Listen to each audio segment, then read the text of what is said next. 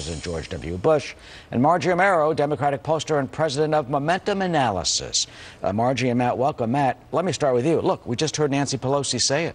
Tax hikes, non-negotiable. I mean, can this solve this? Yeah, I mean, she says that they're all adults, and then she automatically puts demands on the table. I thought the whole reason we were going to come together is that everyone was going to say everything was on the table. And in the Nancy Pelosi's bloodthirst to raise taxes on wealthy people, it'll do two things, Eric. It'll cause this economy to shed 700,000 jobs. It'll cause our GDP, our economic growth, to decrease by 1.5%. President Obama owns this economy. If they're hell-bent on raising tax rates, they're going to make the economy weaker. And they're going to run into the next election in 2 years and really take a bath if it looks like they didn't have the economy and improving the economy front and center on their agenda. Margie, what about what Matt says about Nancy Pelosi's bloodthirst and the Obama administration effort to raise taxes on the wealthiest? Well, I wouldn't call it bloodthirst. Certainly, when you look at exit polls that show that half of the electorate wants to see tax increases for the wealthiest Americans. In fact, another 13–15% want to see everybody taxed. So you have a clear majority of Americans said in exit polls in the election that we just had, one of the key issues was tax policy.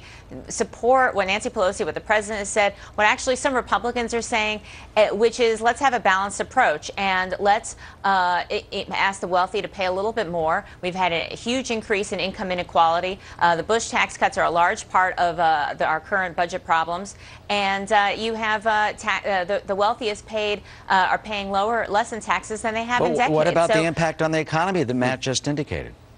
Well, the impact on the economy, if we do not have some resolution to our fiscal crisis, is going to be really severe. I would also point out that for everybody, there's a real incentive to come to the table. The Americans, a majority of Americans, are nervous. A Washington Post Pew poll showed a majority say there isn't going to be any sort of agreement, and they're also going to blame Republicans. A majority said it'll be Republicans to blame if there isn't any sort of agreement. So I think that's an incentive for everybody to come to the table with ideas that American people support, rather than use some of this hot language like bloodthirst that is not.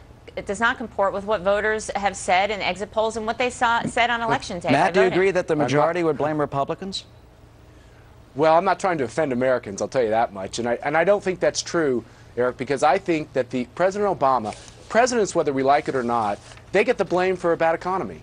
And President Obama would have won re-election, I think, with more votes and a higher percentage if he had cut a deal earlier in his presidency. But he decided not to do that. He decided to blame Republicans. He's got a chance here. Look, he didn't win everything in this election. John Boehner's the Speaker of the House. Barack Obama got less votes than he got the last time. There hasn't been a president who's been reelected with a weaker mandate since Woodrow Wilson. He's the one who's got the need to sit down with John Boehner and hammer out a deal. Speaker Boehner is an ultimately reasonable man. He's the right guy to strike a deal with. But don't start with having Nancy Pelosi make these, demands for raises in tax rates. Let's sit down and let's work through all the issues, because I agree. What's at stake is dramatic. It's the economy of the American people. Are we going to grow? Are we going to add jobs to this economy? I mean, your prediction quickly. You think we're going to have a deal by the end of the year? I'm getting more dubious, but I really hope we can get one. Margie, how about you? I've heard some Republicans really sound like they want to come to the table. Not everybody, not Matt, with all due respect, but I do think that I feel probably a little bit more optimistic than that Washington Post poll, where a majority said they felt talks were going to fail. All right, well, something's got to be done. We got $16 trillion in debt, and it's just only getting bigger. Matt and Margie, thanks so much for joining us this Sunday morning. Thank you. Jamie? The